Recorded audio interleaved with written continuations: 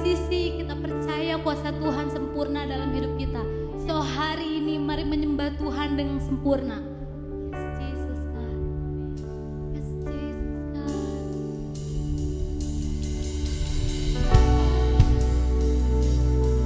Oh, sempurna Tuhan.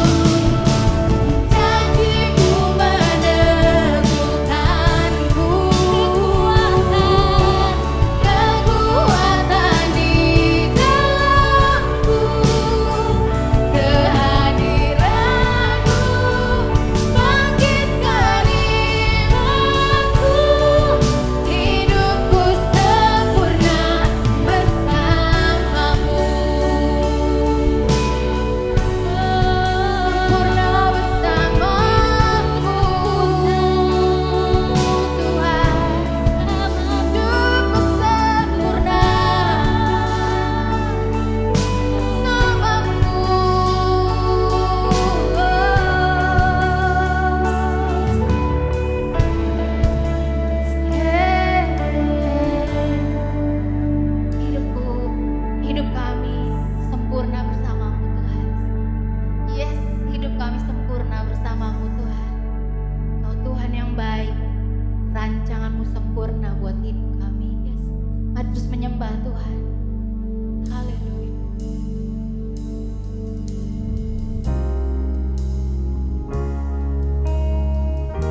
Tuhan baik, Tuhan baik, Tuhan baik. Kebaikannya senantiasa mengejar kehidupan kita. Oh, mari menyembah Tuhan, Tuhan yang baik. Haleluya God, you are good, you are good God, you are good Lord. Your goodness is running after me.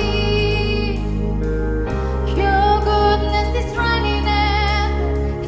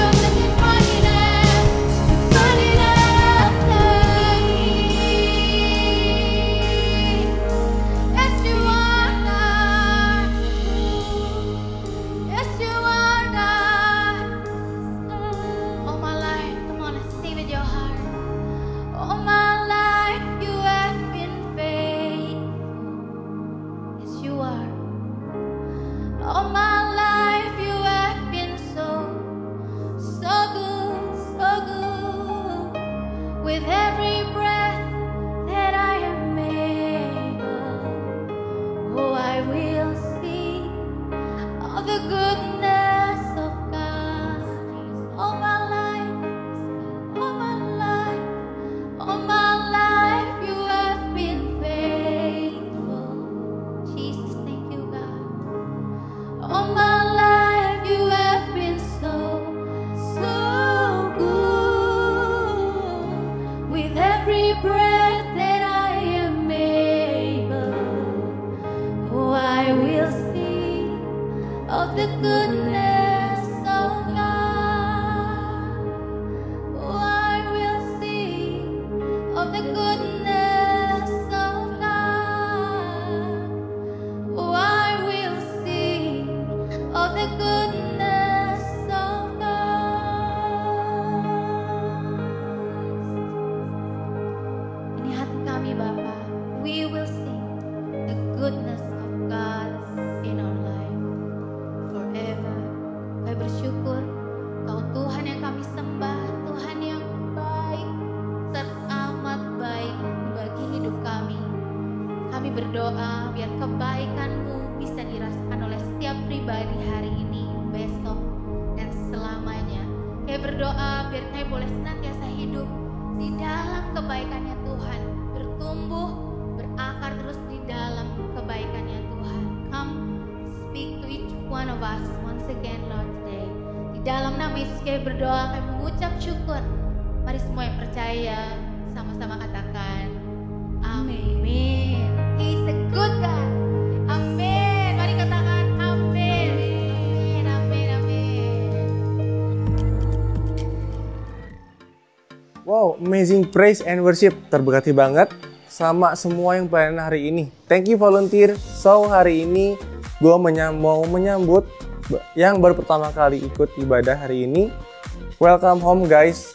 Selesai ibadah hari ini, gue mau invite kamu untuk masuk ke Lounge Newcomers yang berada di eccchurch.online. Hari ini juga gue akan kasih tahu beberapa info, yaitu Global Encounter Class yang akan diadakan di hari Minggu tanggal 28 Februari 2021 jam 2 siang di Zoom. Pendaftarannya bisa di eccchurch.online ya. Nah, sekarang gue juga mau sharing offering yang judulnya Behind the Scenes. Setiap pembuatan film pasti ada yang namanya behind the scenes. Behind the scenes menjadi proses yang pasti dilewati dalam pembuatan film. Kehidupan kita yang menentukan behind the scenes kita sendiri. Di Amsal 14 ayat 15 versi NIV, the simple believe anything, but the prudent give thought to their steps. Menjadi bijak di kehidupan kita bukan berarti kita menjadi orang yang percaya apapun. Menjadi bijak dalam mengatur keuangan dan setia memberi perpuluhan. Persembahan dan perpuluhan mengajarkan kita untuk lebih bijak. So, guys, tetap bersikap bijak dengan setia, mengembalikan perpuluhan dan memberikan persembahan. Oke? Are you ready to give? Mari kita berdoa. Bapak, kami berdoa dan bersatu hati. Bapak, kami mau belajar untuk menjadi lebih bijak lagi, untuk kita juga bisa menentukan behind the scenes yang kita bakal lewati nanti. Karena proses behind the scenes yang pasti akan kita lewati itu ditentukan oleh kita sendiri. Kami berdoa dalam nama Tuhan Yesus Kristus. Amin.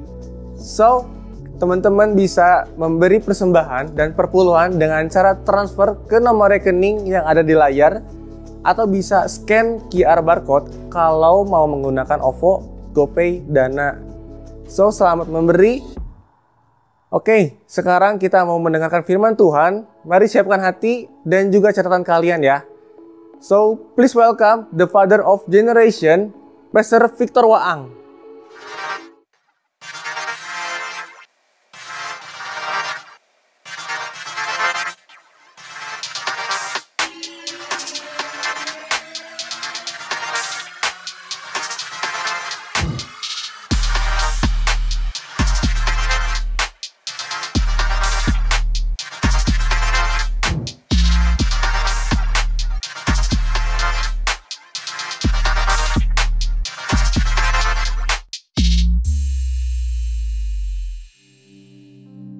Apa kabar The Bridge? Hari ini saya akan mulai dengan sebuah pertanyaan singkat.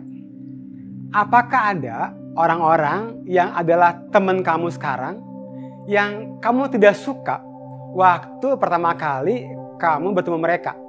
Jangan tunjuk kalau orangnya ada sekarang di homestel kamu. Jangan merasa bersalah kalau kamu adalah orangnya. Karena sebenarnya itu hal yang umum pada kenyataannya. Kamu mungkin menyukai beberapa teman yang tidak menyukai kamu waktu pertama kali mereka bertemu dengan kamu. Mungkin bukan mereka tidak menyukai kamu. Mereka hanya saja tidak memahami kamu. Mereka berpikir bahwa kamu adalah orang yang aneh, nggak asik, kasar, atau menyebalkan. Tetapi kemudian mereka mulai menghabiskan waktu mereka untuk mengobrol banyak bersama dengan kamu. Dan tanpa mereka sadari, mereka dapat mempercayakan hal-hal yang personal dan yang rahasia yang mereka ceritakan, yang sebenarnya kamu bukanlah seorang yang mereka suka pada awalnya. Di awal-awal pelayanan saya, jangan lihat seperti hari ini.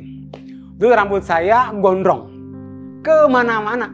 Saya tuh kayak paling panggayana kalau pakai sendal jepit swallow warna hijau, celana jeans bolong.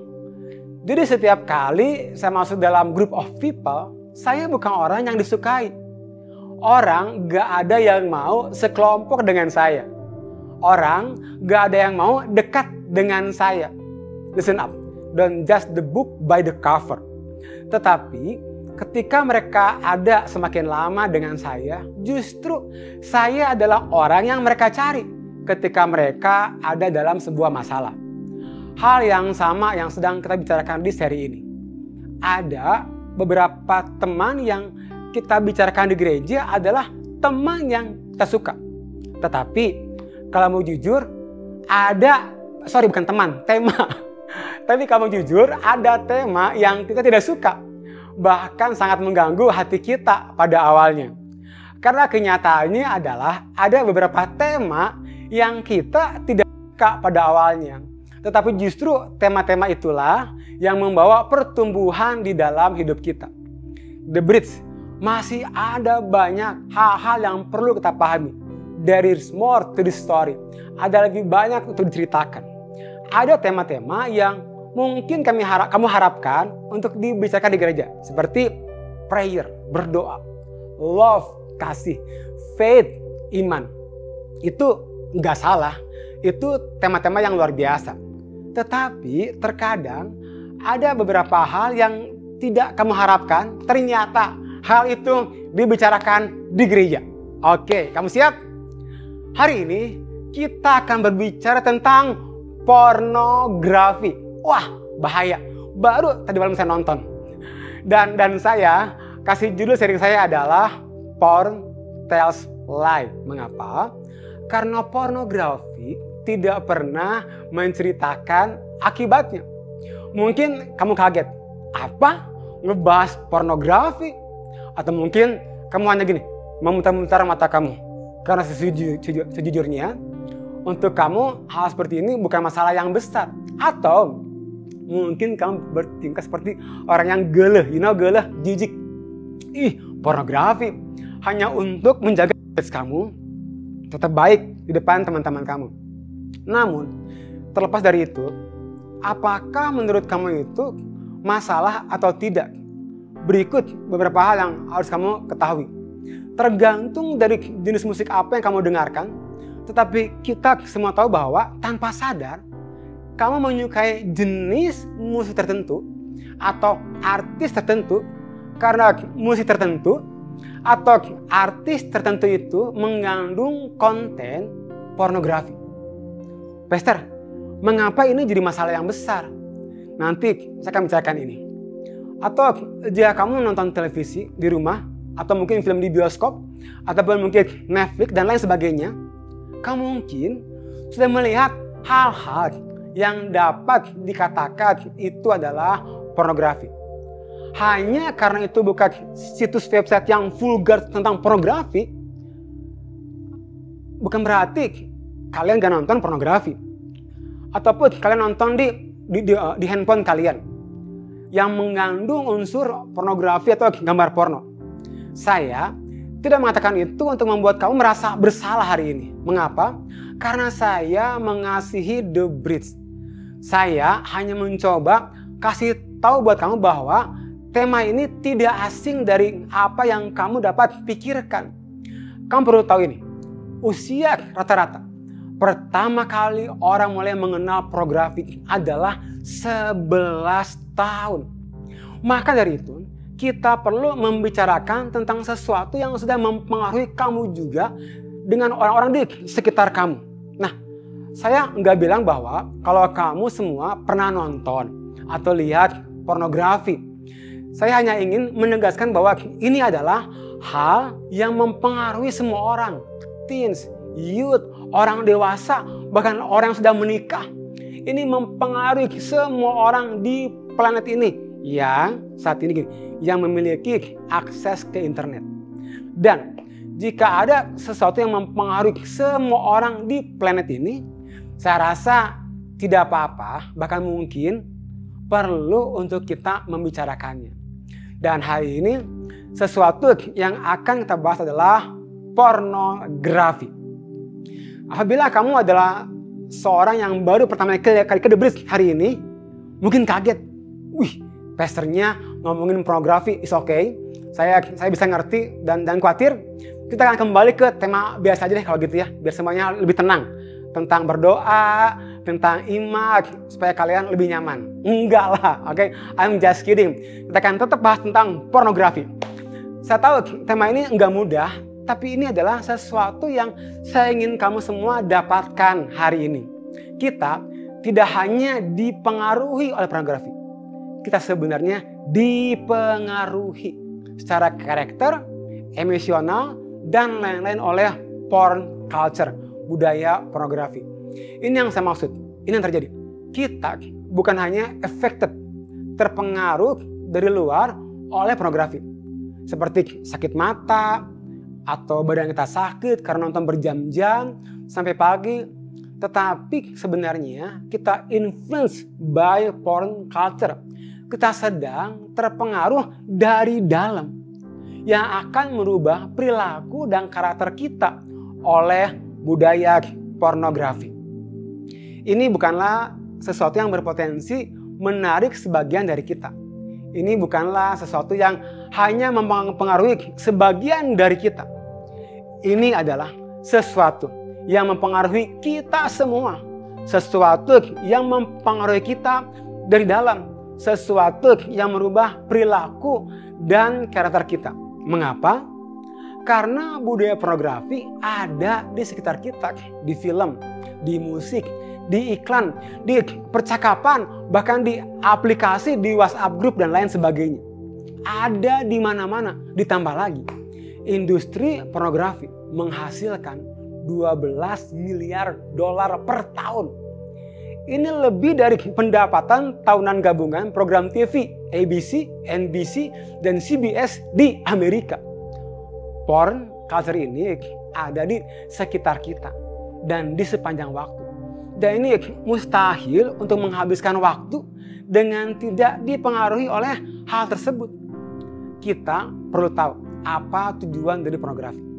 Pornografi adalah konten seksual yang dirancang untuk mendapatkan tanggapan tertentu atau respon tertentu.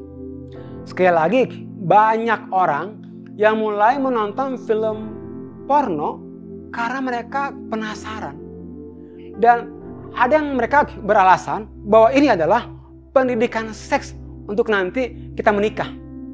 Masalahnya adalah pornografi tidak dirancang untuk mendidik kamu. Pornografi dirancang untuk mengikat kamu dan membuat kamu kecanduan. Pornografi dirancang untuk memanipulasi kamu.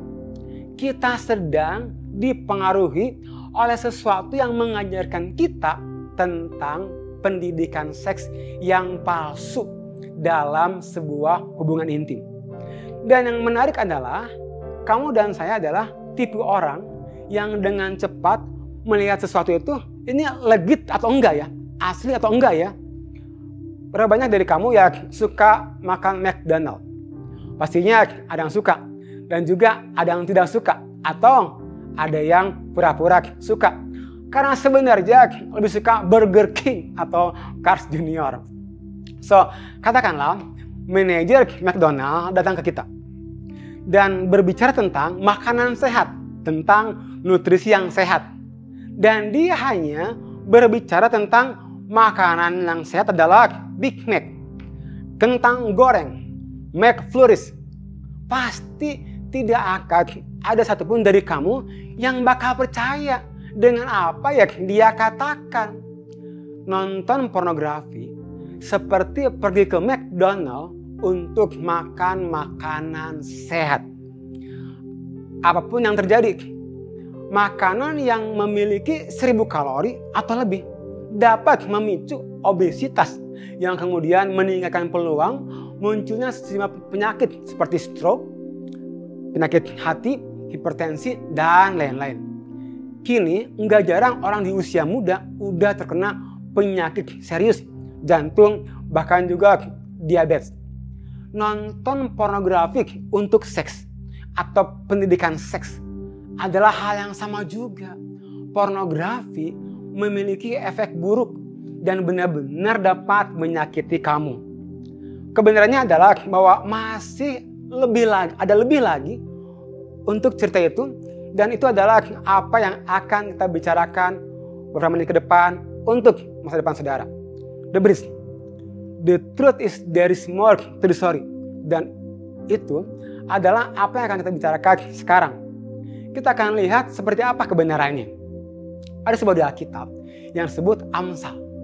Alkitab itu sebenarnya adalah sebuah kumpulan kitab dari Alkitab, dan Alkitab itu dibagi dua bagian, Perjanjian Lama dan juga Perjanjian Baru, yang sebenarnya adalah kitab tentang sebelum Tuhan Yesus ke dunia dan setelah Yesus datang ke dunia.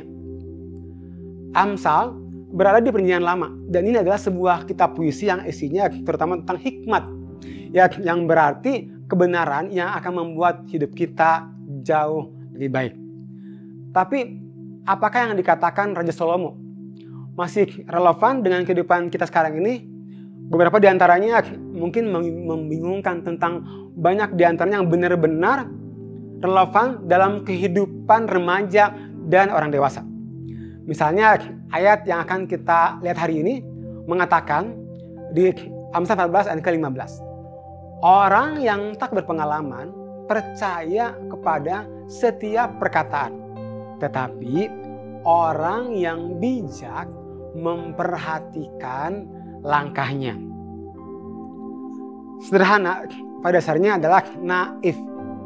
Contohnya, seorang yang sederhana, yang naif percaya segala sesuatu yang dia baca di online, mereka pikir setiap percobaan ilmiah bekerja atau berhasil seperti yang mereka lihat di TikTok. Mereka percaya dengan prank karena mereka mudah tertipu, mudah dibodohi. Mereka percaya semuanya.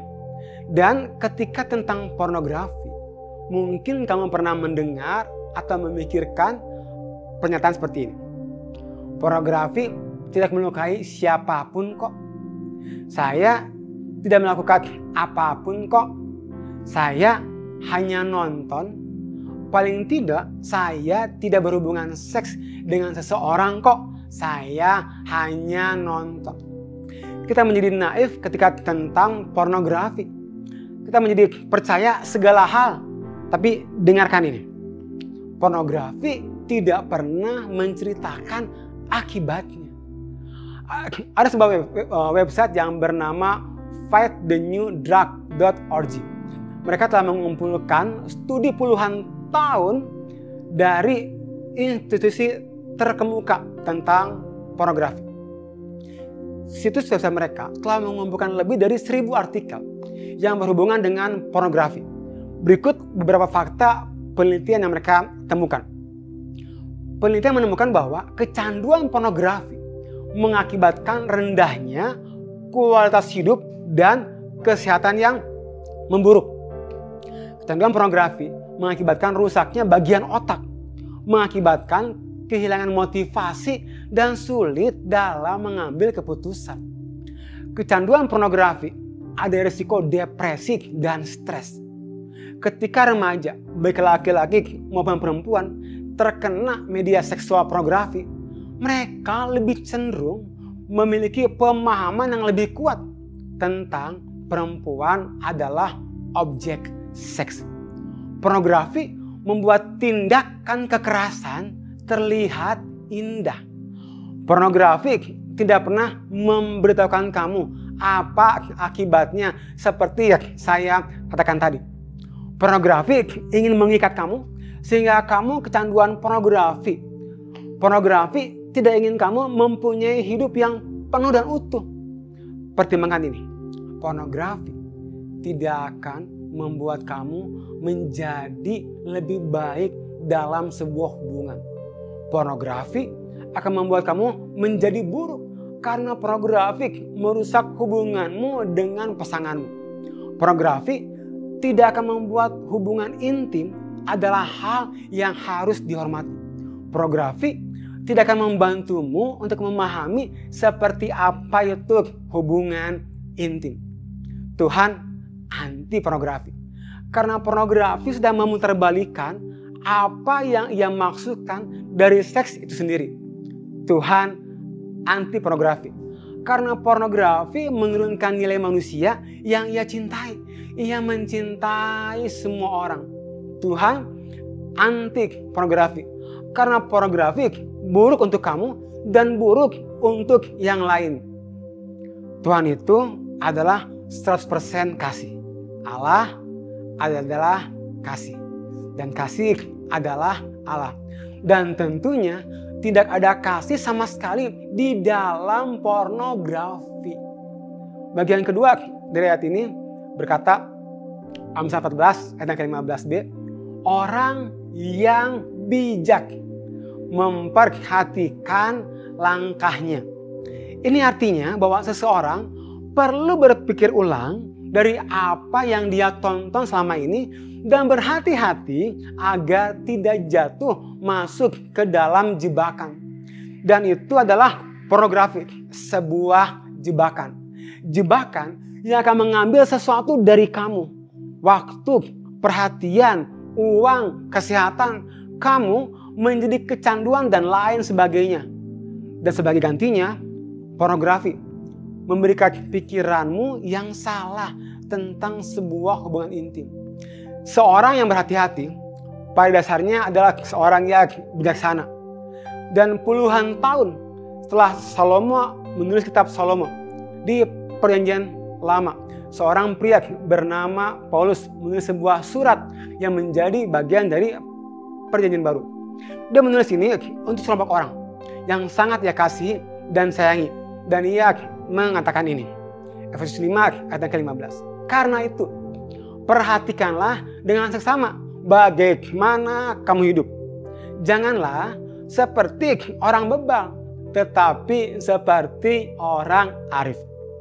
Ketika Paulus berkata, perhatikanlah dengan seksama. Ini seperti yang Salomo katakan, pikirkanlah langkah-langkah hidupmu. Jangan percaya segala sesuatu yang kamu dengar. Pornografi tidak pernah menceritakan akibatnya. Kamu sedang dimanipulasi.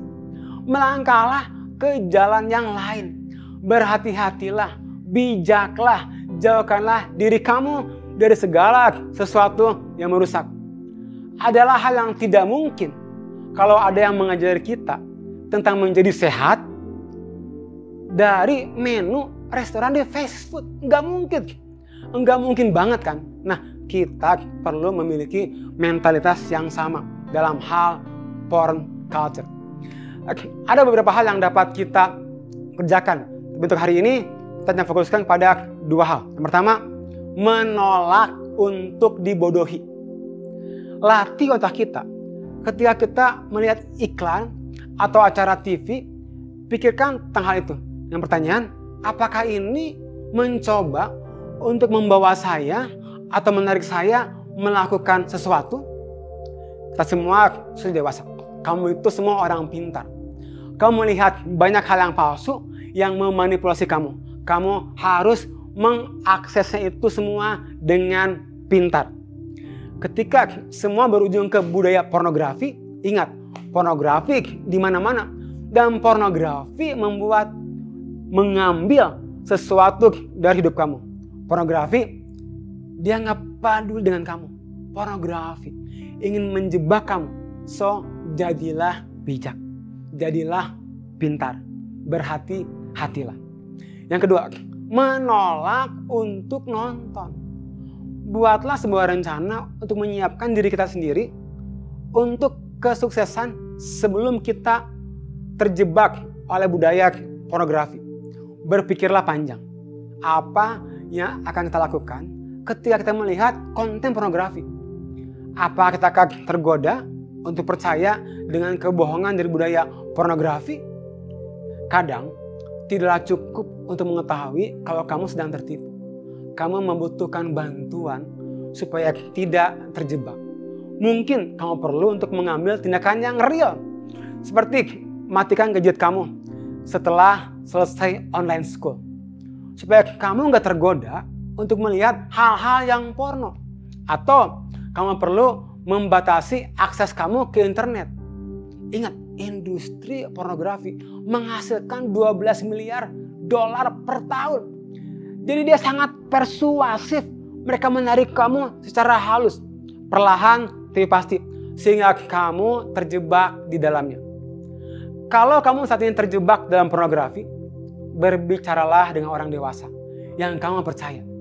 Mungkin itu adalah home leader kamu, atau bapak rohani kamu, atau kalau memungkinkan dengan your parents.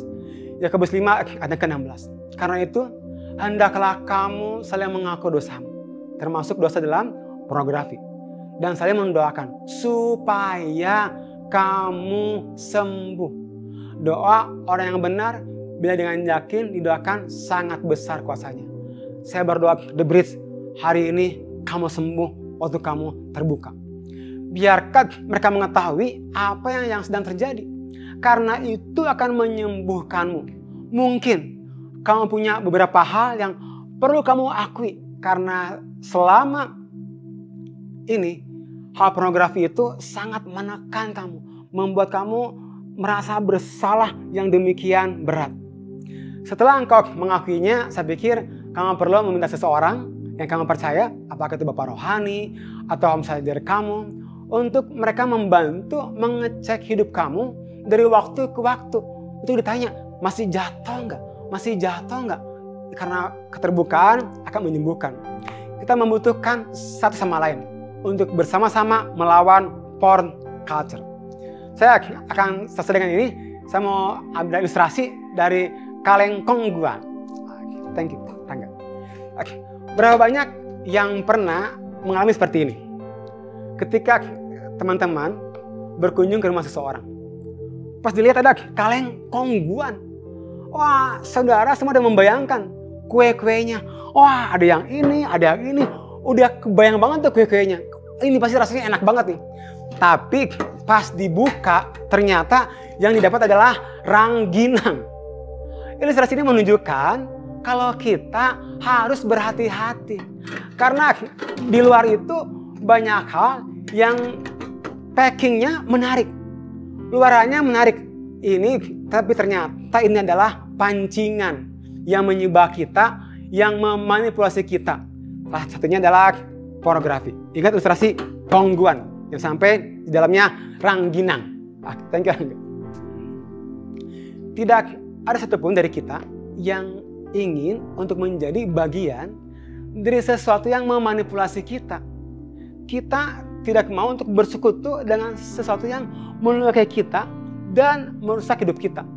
Kita pintar dan kita tidak mau dikuasai oleh pornografi. Ingat, budaya pornografi itu menarik kita perlahan tapi pasti. Budaya porno itu licik, memberikan tontonan yang palsu. Dan hari ini setelah kita tahu bahwa pornografi itu tidak pernah menceritakan akibatnya, sekarang saya berharap kita dapat membuka mata kita melihat apa adanya dan melangkah ke arah yang benar. Dan bayangkan, Jika kita berhenti melakukannya, betapa bebas rasanya untuk terus maju tanpa terjebak oleh sesuatu yang begitu merusak bagi diri kita sendiri dan banyak orang. Kita tidak akan merusak diri sendiri dan orang lain. Dan ini adalah hal yang sangat besar. Pornografi tidak pernah menceritakan akibatnya. Di sisi lain, kita memiliki Tuhan yang sangat mencintai kita. Dan karena kasihnya bagi kita, Dia memberikan anaknya untuk kita. Mati di kayu salib untuk saya dan saudara. Dia menginginkan hal-hal yang baik untuk kita. Dia ingin melihat kita bertumbuh, menemukan identitas dan tujuan hidup kita di dalam Tuhan. Bukan terjebak di dalam pornografi. Pornografi itu menyakitkan dan merusak. Tuhan ingin kehidupan yang lebih baik untuk kita. Dia telah memberikan kita pewahyuan dan pemikiran yang luar biasa untuk melihat kebohongan dari pornografi. Dan di saat yang bersamaan, kita memiliki keinginan yang besar untuk meninggalkan pornografi. Jadi, pilihlah hidup untuk merdeka tanpa rasa bersalah dikuasai oleh pornografi. Tuhan Yesus memberkati. Saya berharap seri saya hari ini dapat membantu setiap saudara. Mari kita tundukkan kepala kita. Oh God, sikiara labahabakasaka, labahobasaka, kimikaya masaka. Biar hari ini Roh Kudus yang menjamah kami, menyentuh kami. Mungkin tadi malam kami baru nonton pornografi. Mungkin terakhir minggu lalu baru kami nonton pornografi. Mungkin hari ini banyak dari saudara yang kok penuh dengan rasa bersalah. Bahkan mungkin beberapa dari saudara engkau home leader, engkau pelayanan, engkau bawa firman, tapi engkau masih jatuh dalam pornografi. Dan itu sangat menekanmu. Tapi saya berdoa hari ini, hendaklah kamu saya mengaku dosamu supaya kamu sembuh. Dan hari ini, kalau engkau merasa pornografi begitu menekanmu, sangat rasa bersalah, boleh nggak hari ini saya mau tolong saudara? Kalau engkau orangnya, engkau boleh taruh tangan kananmu di dada. Mungkin orang tuamu nggak tahu, mungkin home leadermu nggak tahu, mungkin hanya engkau yang tahu yang engkau kerjakan dengan handphonemu, dengan iPadmu, dengan komputermu, dengan laptopmu di kamarmu. Kalau engkau hari ini orangnya dan engkau mau lepas, engkau boleh menaruhkan tanganmu di dada. Sikiara labaka masaka, labaka bakola kasaka. Tuhan Yesus, Roh Kudus, kau melihat setiap tangan-tangan yang diletakkan di dada mereka hari ini, menjamah mereka, menyentuh mereka dalam nama Yesus. Tuhan bilang, aku mengampuni, darahku cukup bagimu. Aku mati di kayu salib, darahku lebih dari cukup. Aku mengampunimu, aku mengasihimu. Engkau berharga, engkau mulia di mataku. Haleluya. Dan kalau engkau masih ada hal yang mengganjal, minggu ini di Komsel, hampiri bapak rohanimu, hampiri home leadermu, hampiri mereka, hampiri semua hal yang mengganjalmu. Dan percaya keterbukaan itu menyembuhkan. Haleluya. Seperti yang kau diberkati hari ini, kita akan akhiri persoalan kita hari ini. Kita akan akhiri tangan kita, terima berkat dari Tuhan. Berkat Tuhan menjagaimu, perlindungan Tuhan menjagaimu, kasih Tuhan itu menjadi mata hatimu. Aku berdoa dilimpahi oleh anugerah Tuhan, dilimpahi dengan pengalaman dengan Tuhan dari sekarang sampai selama-lamanya, sampai Tuhan Yesus yang kedua kalinya, sampai Maranatha, dalam nama Yesus. Dan setiap yang percaya di dalam namanya berkata amin. God bless you. See you next week.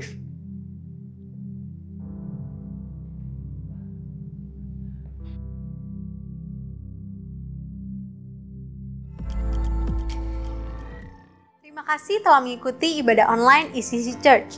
Semoga saudara diberkati. Kami percaya bahwa gereja adalah keluarga. Karena itu, bagi saudara yang baru pertama kali bergabung di ibadah online ECC, kami mengundang saudara untuk masuk ke Newcomers Lounge yang ada di website eccchurch.online. kemudian mengisi form yang tersedia. Kami berharap dapat mengenal saudara lebih baik lagi. Dan semoga saudara juga bisa bergabung dengan home cell yang sesuai dengan lokasi, usia, dan kebutuhan saudara.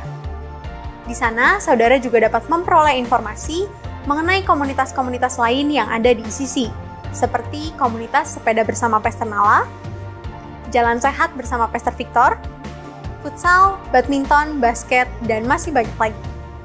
Sekali lagi kami ucapkan selamat datang di keluarga besar ICC. Always remember to stay healthy, keep connecting, and see you next week.